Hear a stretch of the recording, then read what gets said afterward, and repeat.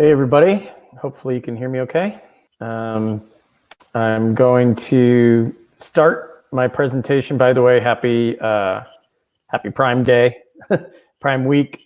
It's a good time to be talking about selling and not worrying about your account going down. But I am going to be talking about account suspensions today. By the way, thanks to Payoneer for setting this up and having me speaking on this topic, and thanks for Scott for letting me know you could hear me. I hope everyone's safe and healthy out there. I wanted to start with that. And I know everyone's focused on selling this time of year, trying to churn through as much inventory as possible.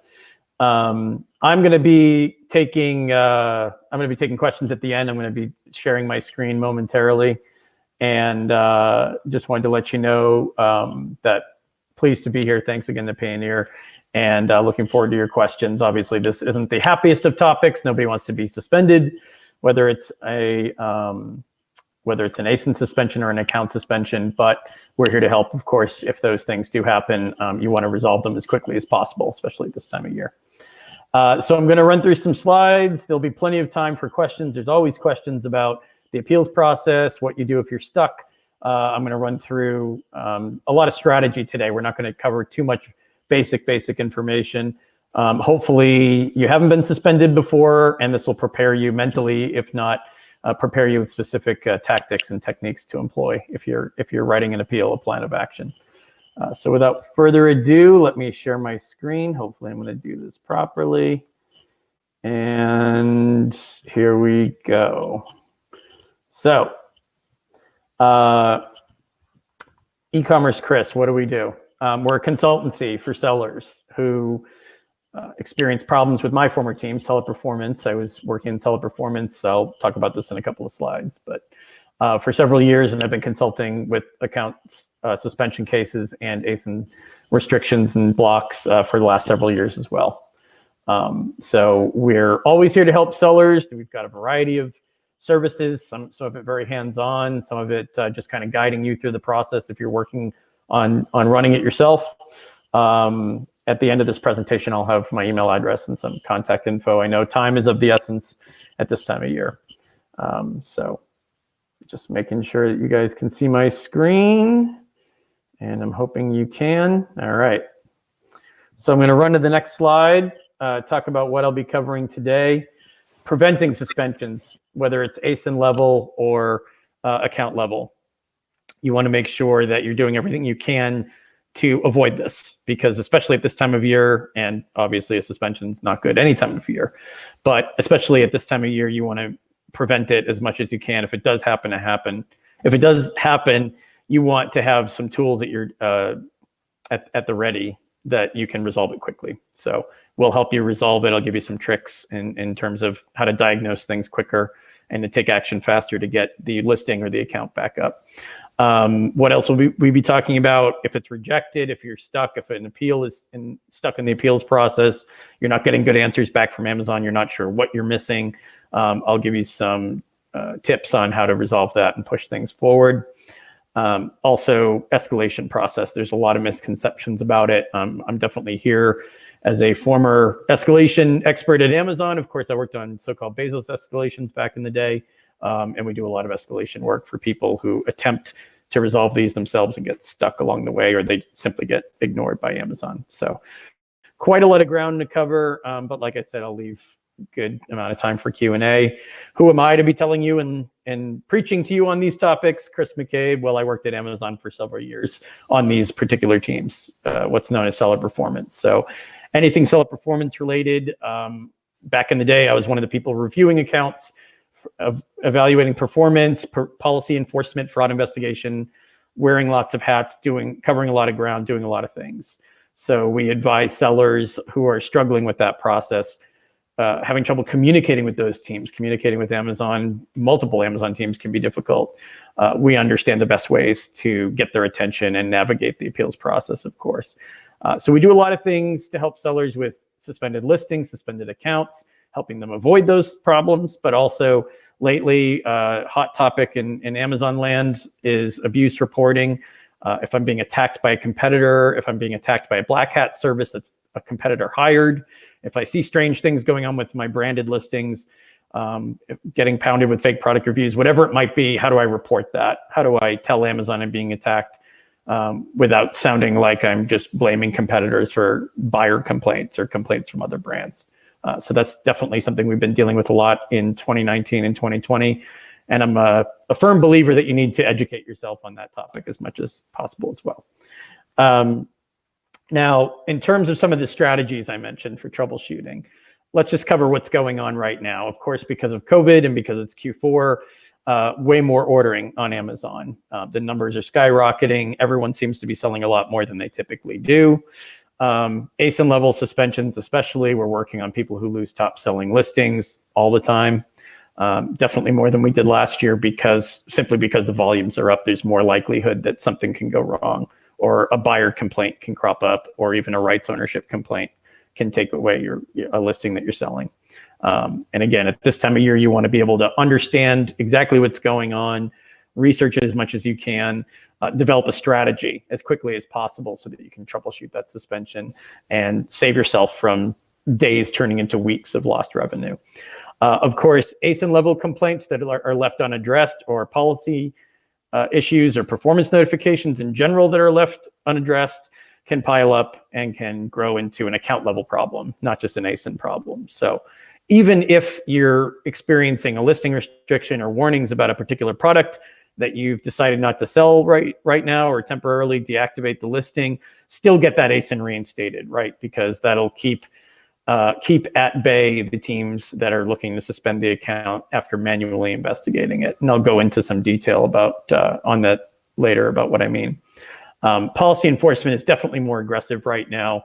There's a lot of reasons for it. There's a lot of eyes on Amazon. There's additional criticism of Amazon in the public, whether it's government or media or buyers or sellers. Lots of different people have complained about how Amazon has impacted their business, impacted their lives. In the case of government reps, maybe impacted their constituencies. But the bottom line is there's more scrutiny of how these teams operate, and the fairness factor, what I like to call. Are sellers being treated fairly? And of course, Amazon cares about buyer experience more than anything. So is buyer experience being protected? That's why some of their actions this year, even in a difficult year for everyone with what's going on with the pandemic, you'd expect them to be a bit more lenient in some ways, but we see them acting a lot more harshly. The other problem, of course, which I'll be getting into in a bit, responses from seller performance teams or other Amazon teams are hard to come by. And it takes them longer to respond. Sometimes they respond with a message that has nothing to do with your problem. And I'll get into some of the ways that you have to push along your resolution process and your agenda for fixing problems with listings. Again, all of this is geared towards avoiding a suspension, resolving things as they happen, not letting anything fester. We talk to all kinds of sellers, all kinds of brands and resellers. We have brands that are new, that don't necessarily understand the dark side of Amazon or the crazy parts. They're looking at ads, they're looking at marketing, they're looking at building revenue and getting word out about their brand, and they don't necessarily understand that it's not just about selling. For the last few years especially, it's about awareness of black hat and awareness of attacks that can come from competitors that Amazon won't necessarily catch, that you will have to track and you will have to identify. Just for the moment, I'd like to say be conscious of what's going on. Don't put on blinders. Don't assume you can keep your head down and do a good job yourself in managing your brand and everything else will work out. Maybe someday, but realistically, that's not what's going on right now in the marketplace. You have to stay aware of trends. You're not just growing something. You've got to protect it in order to maintain it. Otherwise, you wake up one day and all of a sudden your top selling ASIN is suspended and you might not necessarily know why. And what compounds that problem is that Amazon might not be able to tell you either. So I mean, they may not give you good enough details on why it's happening. Let me put it that way. So what are these warning signs that you have to keep an eye out for? Certainly, you're looking for notifications. Did you ignore a warning? If it's a policy violation that leads to a later account suspension, well, you know it's because they considered you in violation of some practice that you were employing, and you didn't pay attention to it. You either misinterpreted the policy or you weren't paying attention to it at all. You have to be aware when these notifications come in. look at what they're asking you for and prepare a response to tell them that you're now compliant with that policy. Or if it's notifications, warnings about a particular ASIN, are you getting the same kind of complaint from buyers that the items aren't legit looking, or they're not safe, or they're coming scuffed up or scratched or dirty, whatever it might be? Those are warning signs, right? You might still be able to sell that ASIN today, but maybe you need to temporarily deactivate it and find out what the problem is with your packaging or whatever the complaint pattern might be. Investigators, who's looking out for you at Amazon? Unless you have an account manager who's kind of giving you some warning tips before these listings go down, or before you, God forbid, have an account suspension. If you don't have an account manager, you're kind of in charge of tracking what's going wrong with your account and to remedy it before somebody on my former teams is already looking at the trouble and looking for ways to limit your ability to sell. If not on that ASIN, then on the account. So in terms of who helps at Amazon, there's a variety of teams. They don't always communicate the right way with each other. Sometimes account managers don't know exactly how to guide you.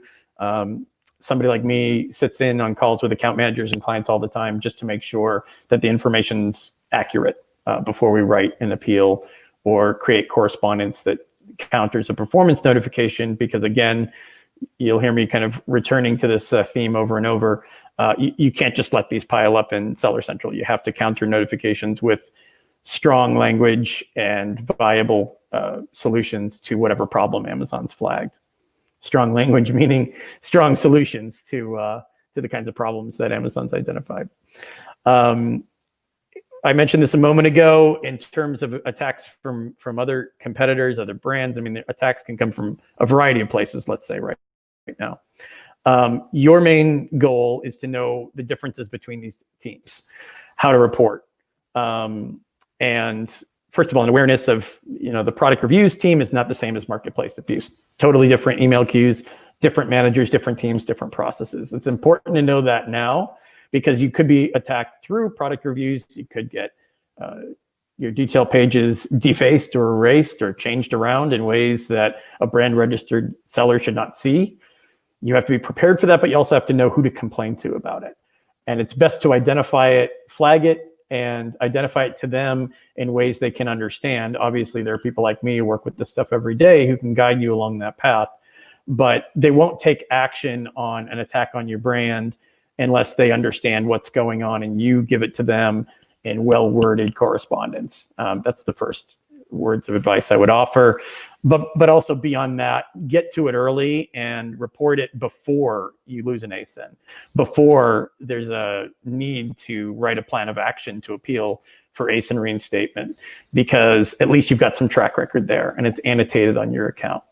There may be some questions about that later. I understand it's a big topic, and fortunately, we have a full hour to go through a lot of the details here, but brand attacks, unfortunately, in 2020 lead to account suspensions and ASIN suspensions a lot more than they did last year. Short version is people understand how to manipulate Amazon teams and tools better now. They have more intel. They have more trial and error, more experience with it. They know what works and what doesn't. Sometimes information leaks out from Amazon in terms of enforcement team SOPs or practices, how they track bad behavior. And then once people understand that, whether it's a black hat organization or a savvy seller who's trying to get an edge, they know how to exploit those gaps and loopholes. Be careful about blaming competitors in a very vague way for what's happening on the buyer complaint side, or if you have complaints from brands, or if you have really any problem. Don't make vague accusations about competitors trying to take you down. That's the wrong way to do it.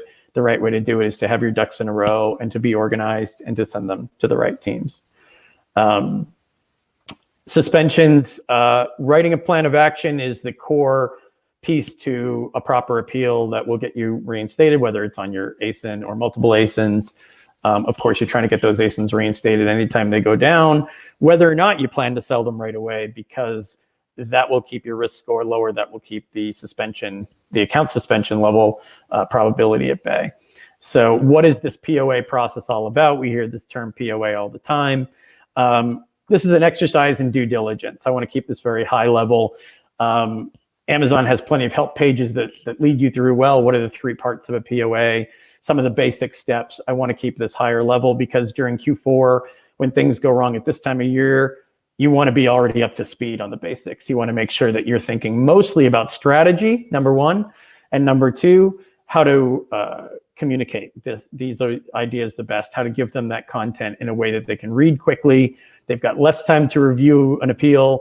They're going to read your plan of action very quickly. You want to make sure that you can communicate the ideas they need within a very short amount of space without shorting yourself on the validity and the strength of that content. So never just sit down. I say research before you write.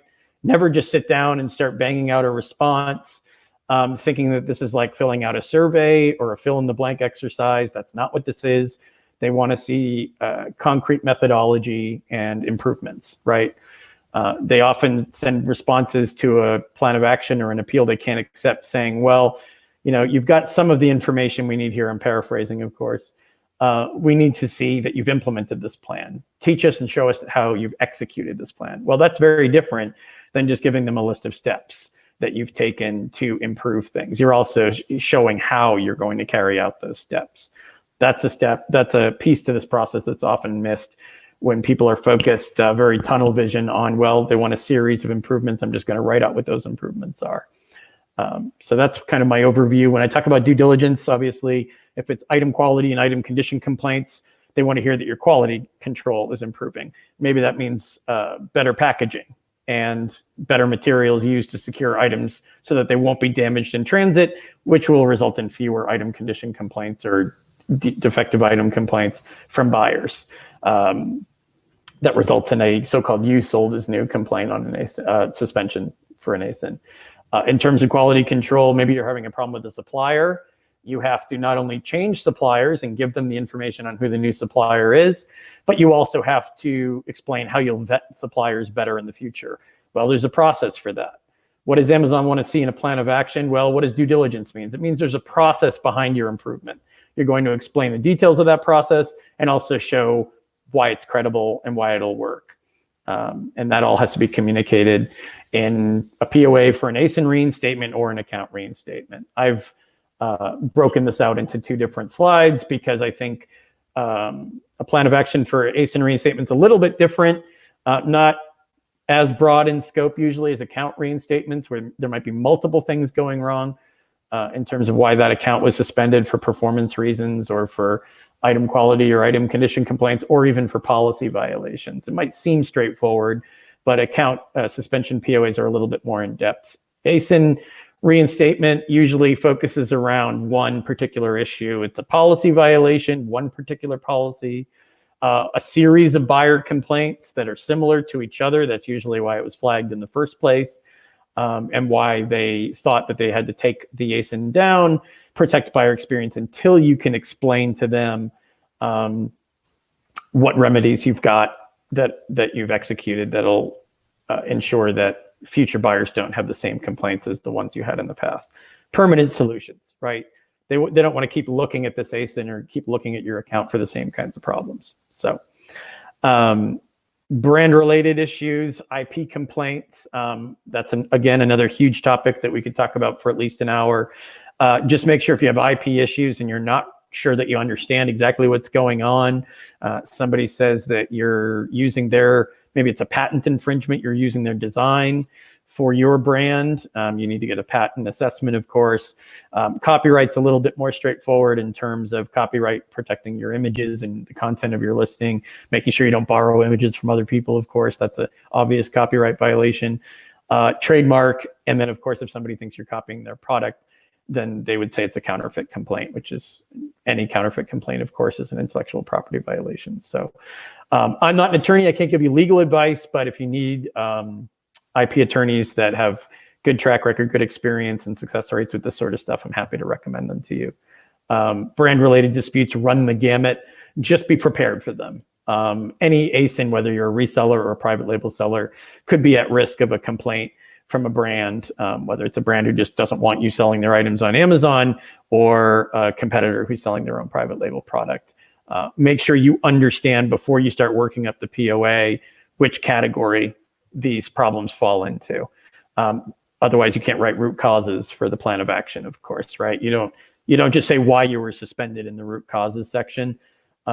You would say the reason behind the complaints, the deeper reason, the origin of the complaints, what missteps on your side took place that led to complaints where Amazon had to review your ASIN and suspend it. So, and again, account reinstatement. Most of what I'm talking about today is avoiding this kind of problem, but make sure you read the notification very carefully. I understand Amazon's language is incredibly murky and it's getting more vague in general as the years go by. Sometimes you have to talk to account health services and you have to take what they say with a grain of salt, unfortunately. Sometimes they're not looking at the right place on your account.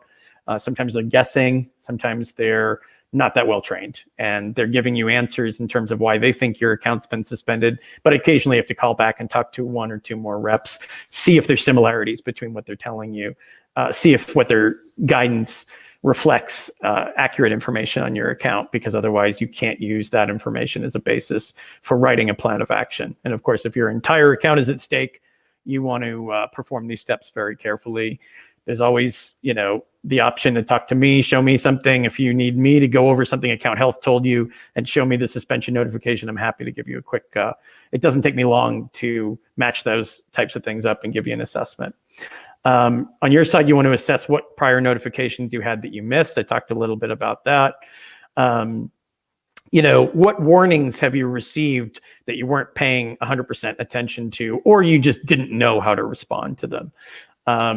Are you able to respond to them better now? Have you responded to them previously, but they didn't take some of that content that you sent them seriously? It's worth, before you start writing anything, taking time to think about the actual causes in the past versus are they different now? Have you seen different kinds of complaints coming in on the same ASIN?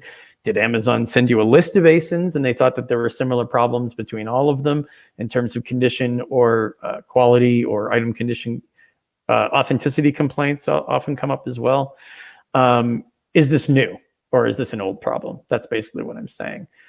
If you have listing compliance issues, hopefully you've got somebody within your operations who understands that they need to monitor policy pages and they need to understand how your internal team processes need to change and improve to make sure you're compliant with either changing policies or Amazon's reinterpretation of policies. Obviously, if you're conducting any kind of bad behavior and they think you're trying to abuse the reviews process, product reviews, or interacting with other sellers in the wrong way, interacting with buyers in the wrong way, you might have had a warning for inappropriate contact, for example.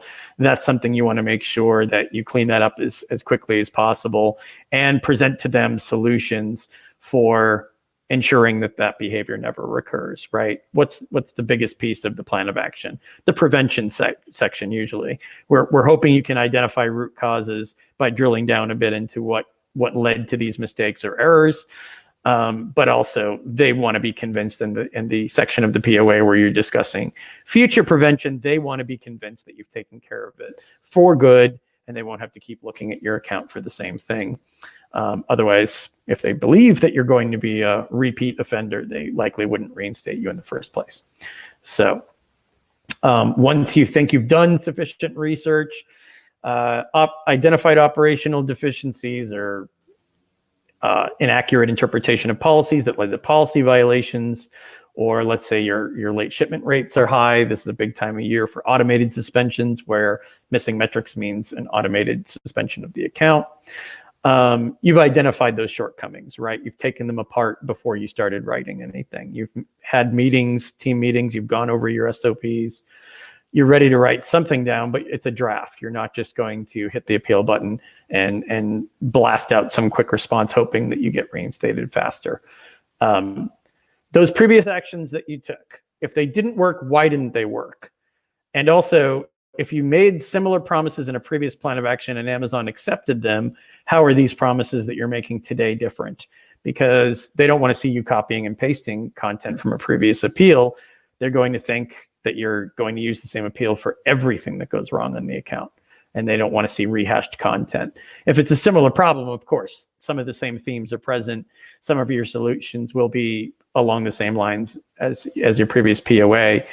But take a long look at whether or not your solutions worked. Did you experience a reduction in item quality or item condition complaints when you changed suppliers, for example?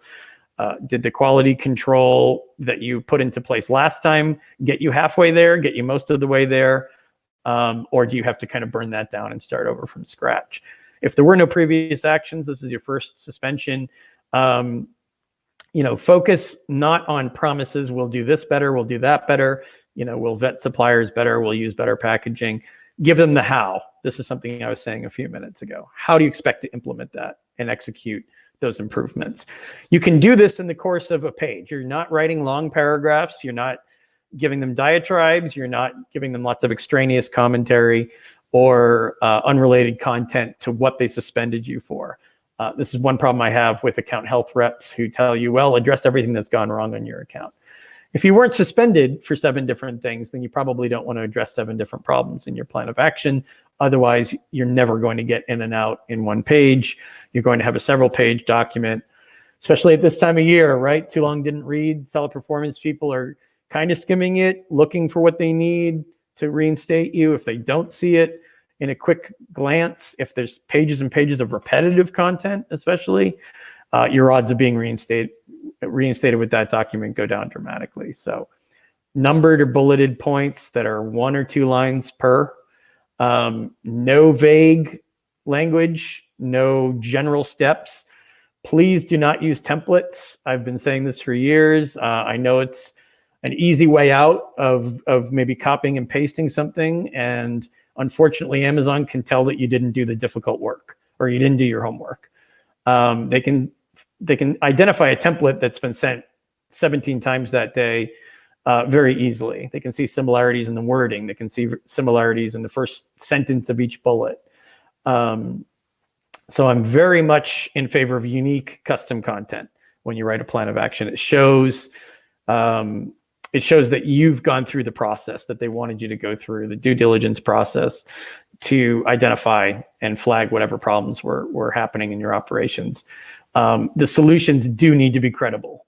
They need to be tangible. They need to sound effective. You need to say you've already completed them, unless the nature of that particular action is ongoing. You've at least tested and audited that new process, whatever it might be, whether it's product inspection or making sure you ship items on time, or making sure you prevent item defect complaints by drop testing new packaging and new materials you're using.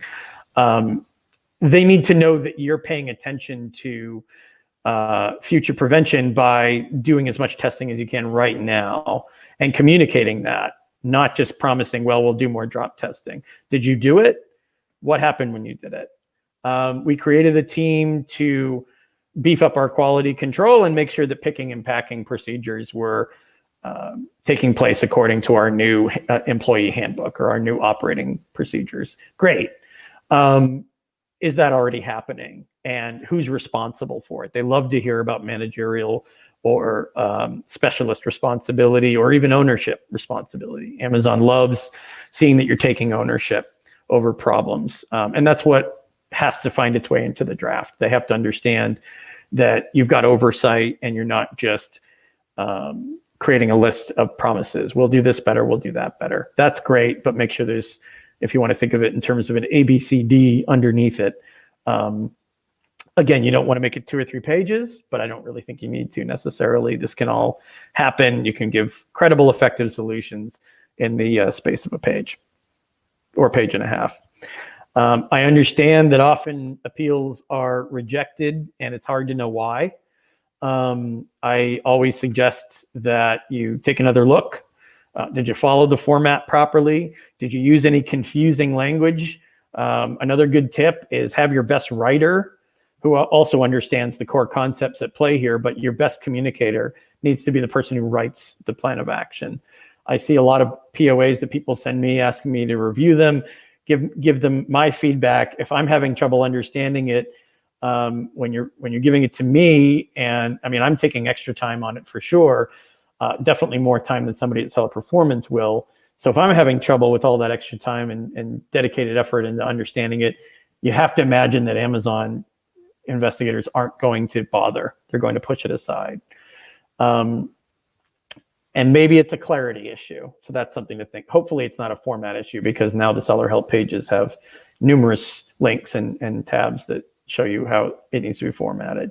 You can try calling account health services. Again, take what they tell you with a grain of salt, but we've been on a variety of account health calls with reps. Some of them have been doing this for a while. They do understand why something's been rejected. Push them to give you the denial notes. You do not want their opinion or their conjecture on your POA. Sure, that's an extra add-on thing that while you're on the phone you can get from them. Don't make that the focus of that phone call. The focus of that phone call needs to be, why were we denied? What's missing? How is this incomplete? Was it invoice related and the POA is okay? Or the POA isn't okay, but the invoices were acceptable and we just need to rewrite parts of the POA? Great. I mean, which parts were not acceptable? You need to get specific. Don't be a passive participant on the calls of account health. I don't think that'll be worth your while. And also it just increases the likelihood that if they're not sure how to guide you or what to tell you, that they'll backslide into giving you conjecture and opinions on what they see when they review your plan of action. Their opinion is nice, but having facts and data points will be a lot more useful to you. And of course, finally, are you sending appeals to the right places? It's not going to give you any kind of additional boost in this process. Of course, you're going to experience more failure and more rejection if you're sending things through Seller Central, hitting the appeal button, or sending appeals into the Seller Performance queues and no one's reading them, right? I mean, how would that help? You have to understand how to get their attention. It's not just calling account health reps every day. It's not just emailing Seller Performance every day. A lot of what I'm talking about is strategy around making sure that you haven't been forgotten, they haven't pushed you to the side. This time of year, of course, it's more likely that it'll take longer for them to get back to you. But there's also a logical, fair limit of how long it would take them to get back to you. If you're several days into it, you may never get a response. One reason you have to call account health services too is to find out if they denied you but didn't send you the message. And this is a relatively new phenomenon where in the past, everyone would get a response unless they had been final worded, which meant you've sent us the same thing several times. We're not going to respond anymore. We've told you what you've sent is not acceptable, but you keep sending it back to us, or you're sending us other content that doesn't constitute an appeal.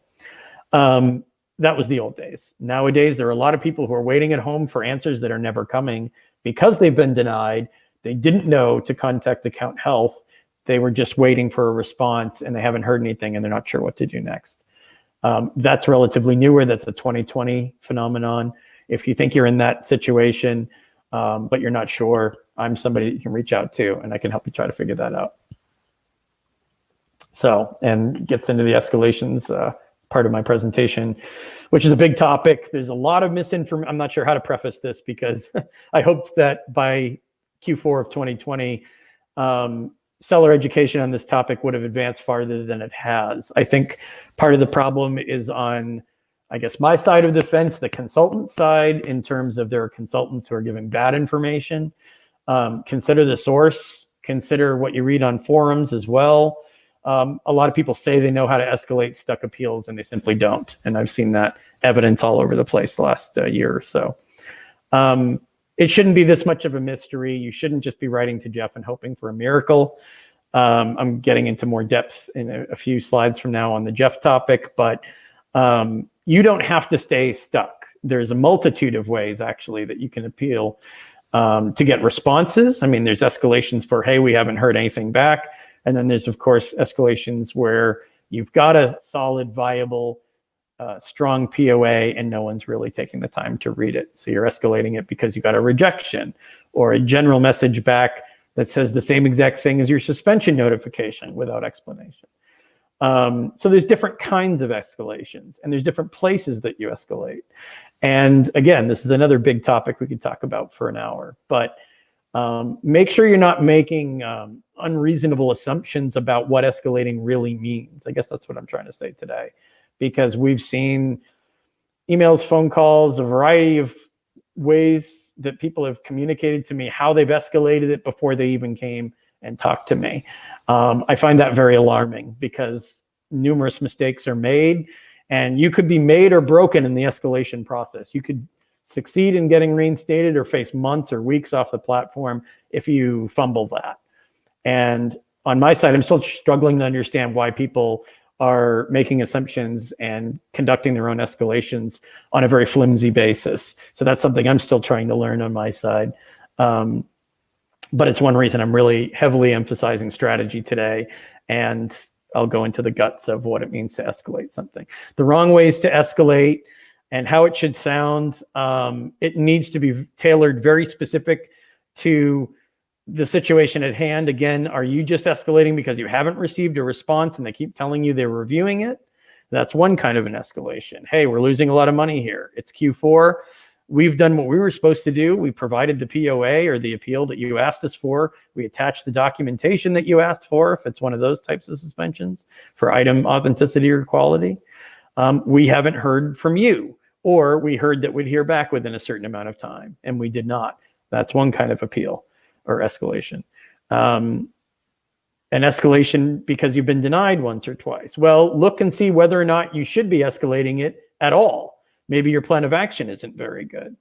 Don't assume that you've created something brilliant. Make sure you get professional or expert eyes on it to give you an honest, frank, direct assessment. Should I be escalating this or not?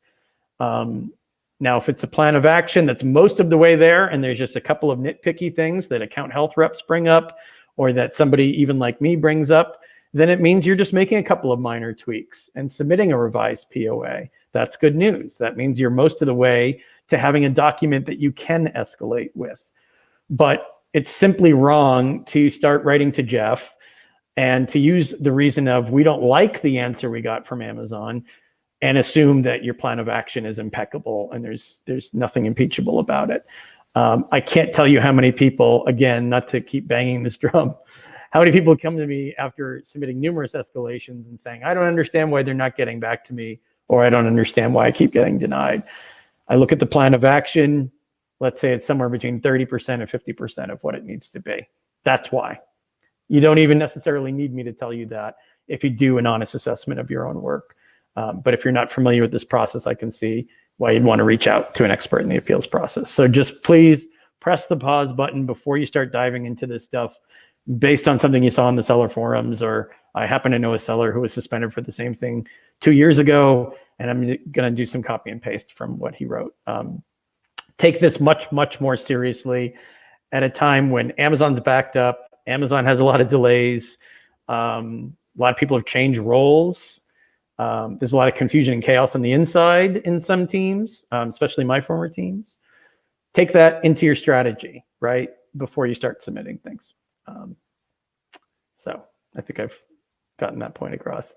If you are ignored and you've got a legitimate plan of action, I do see POAs that are really solid, really well written. And Amazon simply didn't do their part and they did not examine it appropriately. Again, don't just write to Jeff, knee-jerk reaction. Writing to Jeff ostensibly gets you to the executive seller relations queues if it's a seller issue, but it's not a panacea. It's not a cure-all. It's not what it used to be. Writing to Jeff when I was working at Amazon and whatever's happening today, these days it's more like another suspension queue, like another seller performance email queue. That's not really what it was supposed to be, but everyone was writing to Jeff. You were blending into the background when you wrote to Jeff, and you wouldn't necessarily have a senior investigator or a manager reviewing those types of appeals, which means that they didn't have the same value as an escalation path that they did in the past. So certainly make sure you're not escalating the wrong thing to the Jeff email address to executive seller relations.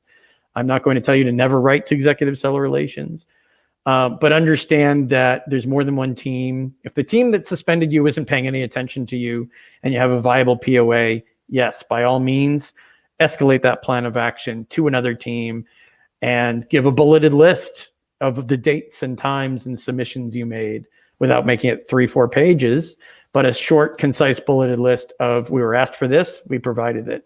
We followed up, didn't get a response. Followed up again, they said we had to revise our plan. We revised it, and then nothing. we got another generic denial. We called account health, didn't get any answers on when we got the denial. You've got a basis for an escalation at that point.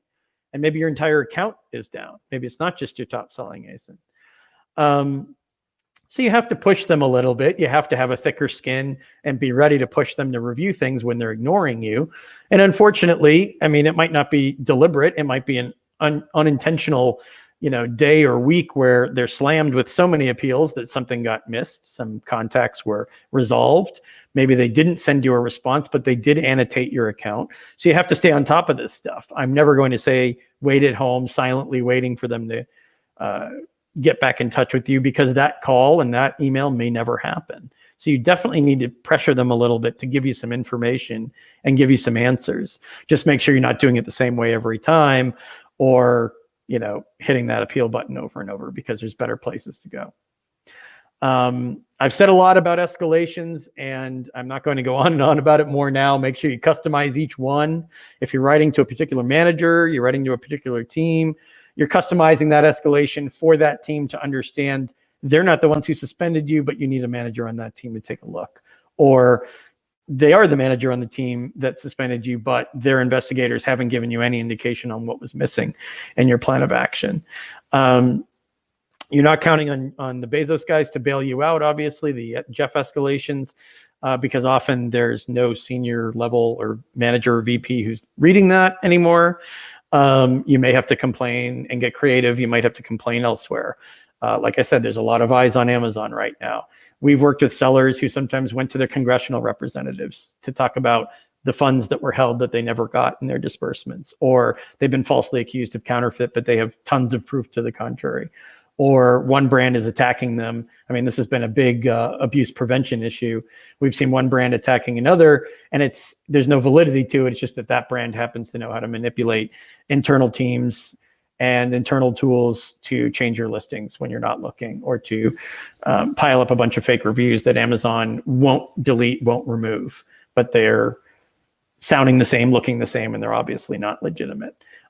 Sometimes there are public agencies in there. I mean, some sellers even go to the media and want to tell their stories to reporters. But there are other places outside of Amazon you can go and get a hearing in terms of there's a lack of fairness here.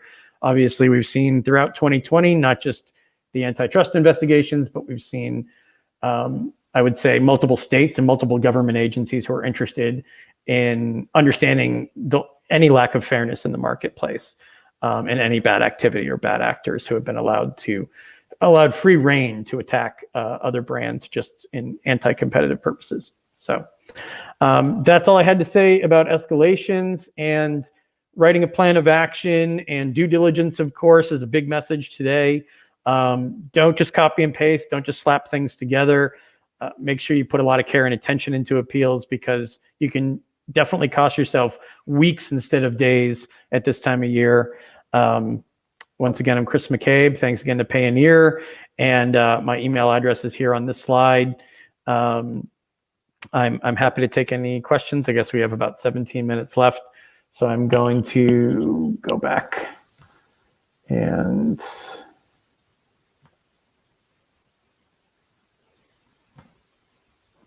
look at your questions. So,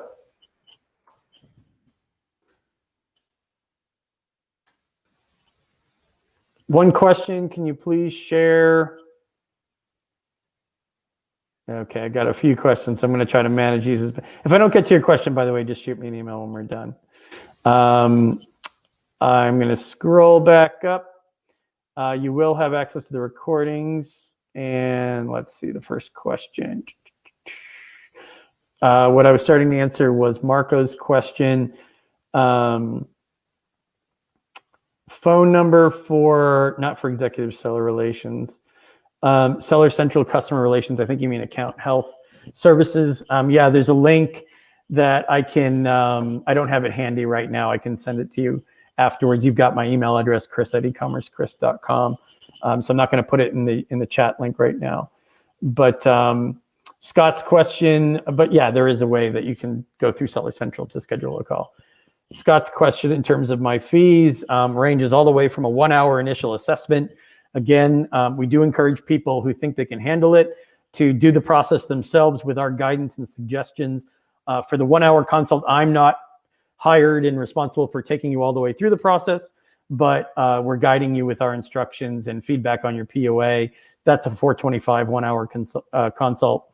Hiring us to do an ASIN reinstatement versus an account suspension, different fees there. I have a lot of this on my homepage, especially the ASIN reinstatements, which are either $1,500 for an appeal and a consult, or $2,000 if it's priority. I have different rates depending on whether it's a priority with it to begin within 24 hours or standard. Account reinstatements are full flat fee project rates, which means we cover all work leading up to reinstatement. In the interest of time, just quick sketch on that. It's $4,000 standard or $5,000 priority. We begin within 24 hours for priority. For $4,000 standard, we begin within 2 to 3 business days. Let's see. In terms of, the appeals process is quite daunting. I agree with that. They have Seller University in terms of seller education. I kind of try to see if they're able to train investigators better on following their SOPs. Because my focus is, one of the things that we're experts on, we're ex-Amazon, right? So we're expected to know how internal teams communicate with each other. And we keep up on that even though we're not there anymore. Of course, we do our best. But you need to understand as a seller when you're appealing, not just how you can best communicate with them, but how they communicate with each other. And sometimes things are transferred the wrong way. If you start getting a message back from an appeal that doesn't line up with your case, it's like completely irrelevant for what you've been suspended for. It's a good sign that you have to send it in again and just change the introduction or change the top of your appeal that says, hey, we got this message back. We weren't suspended for that. There may have been, you don't want to harp on the fact that there may have been an error on their side, but there's a lack of congruity between, you got an incongruous response, let's put it that way, without throwing them under the bus. You need somebody else to review your appeal because the previous person didn't understand the situation.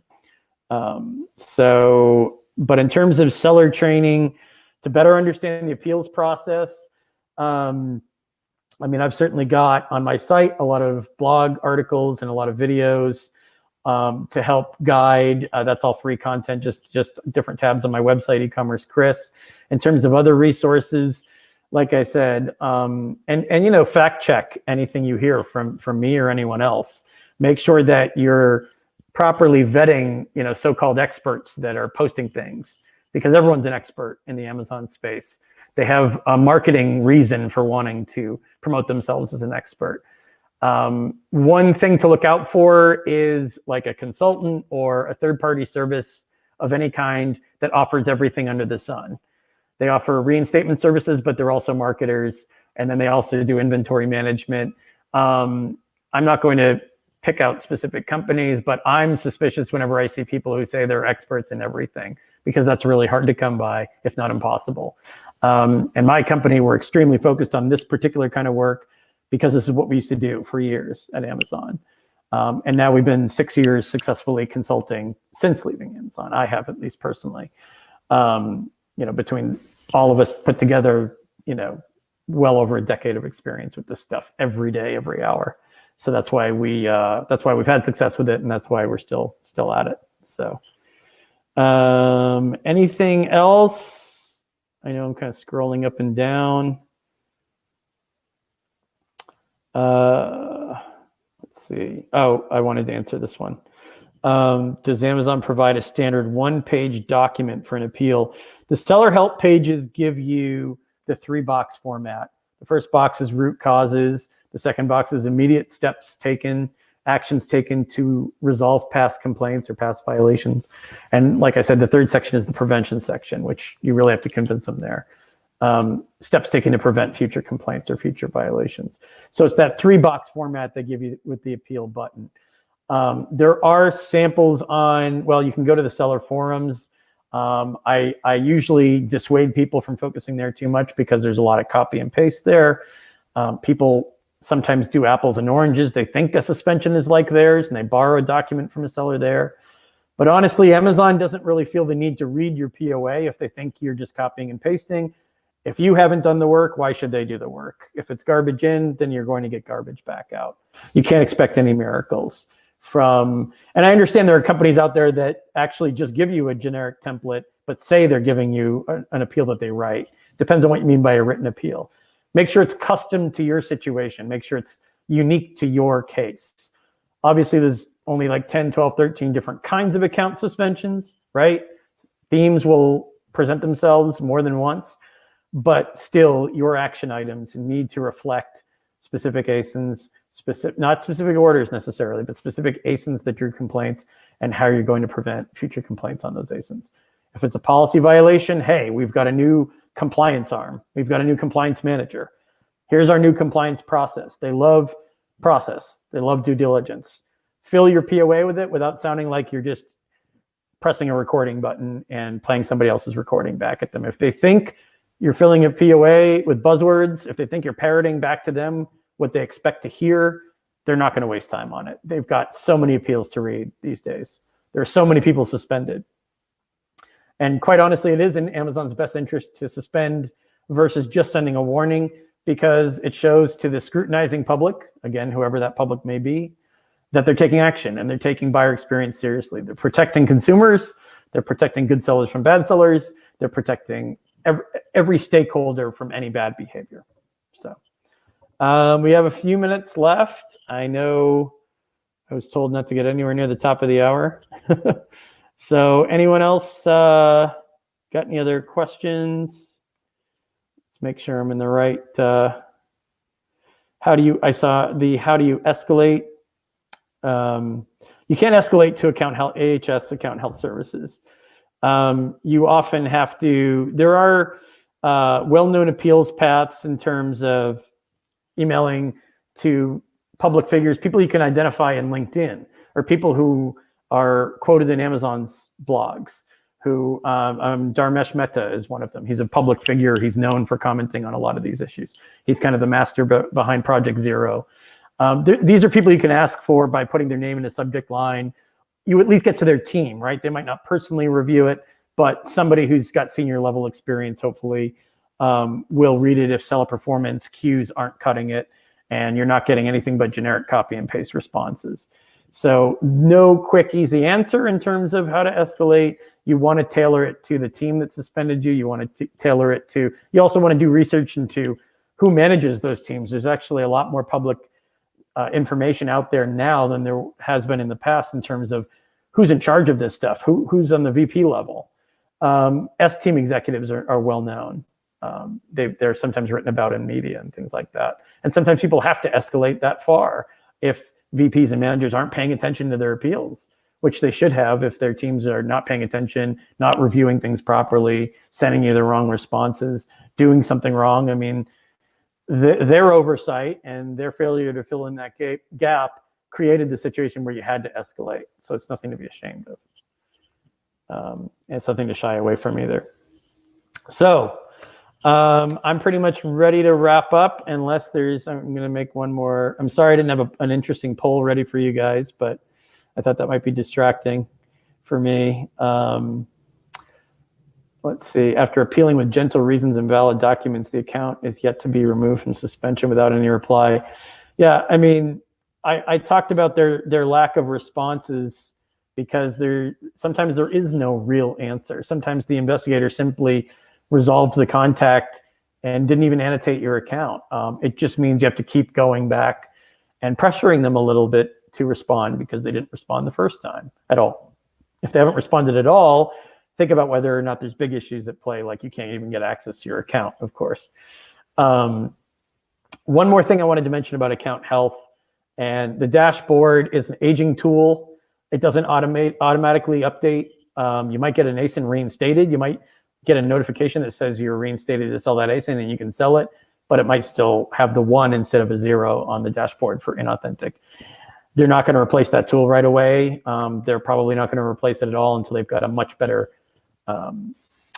program and tool than Seller Central is. Seller Central has been around for a long time.